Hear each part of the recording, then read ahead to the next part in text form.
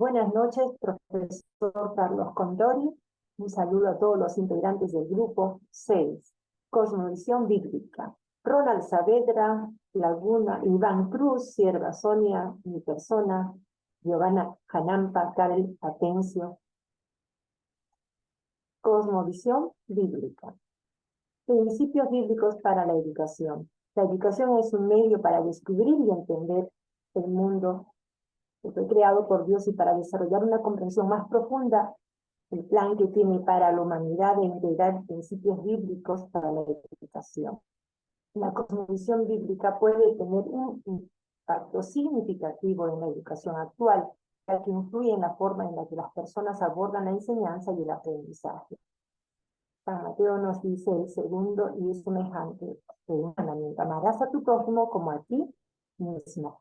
Este pasaje subraya la importancia del amor y la empatía de los demás, porque puede ser fundamental en la educación y promover relaciones saludables y virtuosas. Proverbios 9 dice: el temor del Señor es el principio de la sabiduría y el conocimiento del santo es la inteligencia. Y resalta la relación entre la fe y la búsqueda del conocimiento, enfatizando cómo la cosmovisión cristiana puede inspirar un enfoque profundo y reflexivo. San Mateo 6:36, más buscad primeramente el reino de Dios y su justicia, y todas estas cosas serán os añadidas. Este pasaje puede relacionarse con la importancia de poner a Dios en primer lugar y buscar valores, principios divinos en educación. Principios para el Estado. Mientras que la Iglesia cristiana es un pueblo espiritual y soberano gobernante, soberano es Jesucristo, el Estado es una nación en una capacidad corporativa. Su fin es de carácter político, gubernamental. Génesis 6, la institución del gobierno humano en el Antiguo Testamento, donde Dios le dio leyes que lo acataban. El Estado es una autoridad divinamente ordenada por Dios, lo dice Romanos 13:1. En Romanos 13, de 1 al 6, nos habla de que debemos ser sujetarnos a nuestras autoridades y cumplir como ciudadanos para garantizar el orden de la justicia social.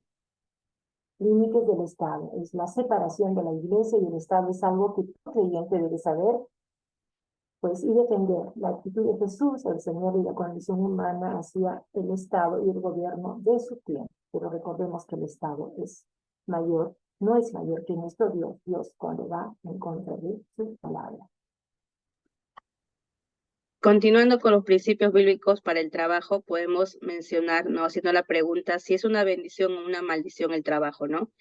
Podemos decir que es la bendición porque es el sustento del día a día para nuestro hogar, y Dios nos pide como cristianos también que podamos ser hombres trabajadores con un oficio y no flojos, ¿no? La palabra dice en Proverbios 12:11, el que labra su tierra se saciará del pan, haciéndonos recordar que el trabajar para ganarnos el pan del día a día. También podemos ver en el libro de Juan 5:17 que dice, Jesús le respondió, mi Padre hasta ahora trabaja, ¿no? Podemos ver en la Biblia que desde la creación el Señor trabajaba, ¿no? En cuanto a su ministerio también es como un ejemplo también para nosotros. Podemos decir que el hombre fue creado, entre otras cosas, para trabajar, labrar y guardar la creación. Estas actitudes nos traen responsabilidad personal, dignidad y propósito. Son aquellos valores claves para poder dar un buen testimonio de Cristo. También podemos ver en el libro de Éxodo 20, del 9 al 11, podemos ver que Adán y Eva fueron también los primeros hombres que trabajaron en la tierra, en el huerto del Edén, como dice en el libro, ¿no? 6 días trabajarás y el 7º descansarás. Culminando también, Jesús fue el mayor ejemplo para nosotros, ¿no? En cuanto al trabajo que Dios le encomendó, y es de mucha motivación para nosotros como cristianos, ¿no? De que no solamente trabajemos para poder obtener ganancias terrenales, sino también trabajar para aquello que no perece y honrar a Dios, como menciona en Juan 6:27. Continuando con la exposición, podemos ver el punto de economía. Sobre el rol de naturaleza y tragedia de la economía, nos señala 3 elementos importantes: abundancia, cooperación y balance, y también toma en cuenta trabajo, ahorro y dar. En Proverbios 3, del 9 al 10, nos dice que los creyentes debemos considerar nuestras posesiones como un regalo de Dios y ponerlo al servicio de Dios. porque la palabra de Dios dice que donde esté nuestro tesoro, allí también estará nuestro corazón. Mateo 6:21. Dios es el dueño y Señor y creador de todo lo que existe. Como lo dijo David, de Jehová es la tierra y su plenitud, el mundo y los que en él habitan. Significa que todas las cosas que existen y que Dios ha creado son de él, incluidos usted y yo.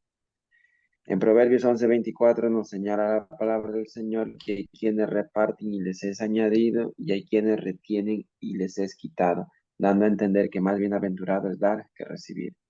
En principios bíblicos para cultura podemos ver que la cosmovisión cristiana, la cultura es esencial ya que es el reflejo de las creencias y valores prácticos de una sociedad. Como punto número 1 podemos ver la transformación cultural.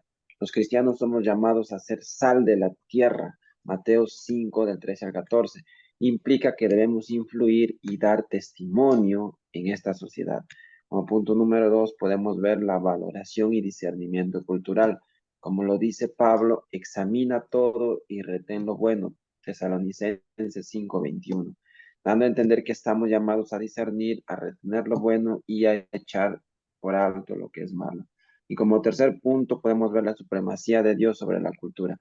Si bien es cierto que la cultura es muy importante, también debemos entender que ésta está subordinada a Dios, dando a entender que por encima de toda cultura o creencia, la palabra del Señor nos enseña, es necesario obedecer a Dios antes que a los hombres.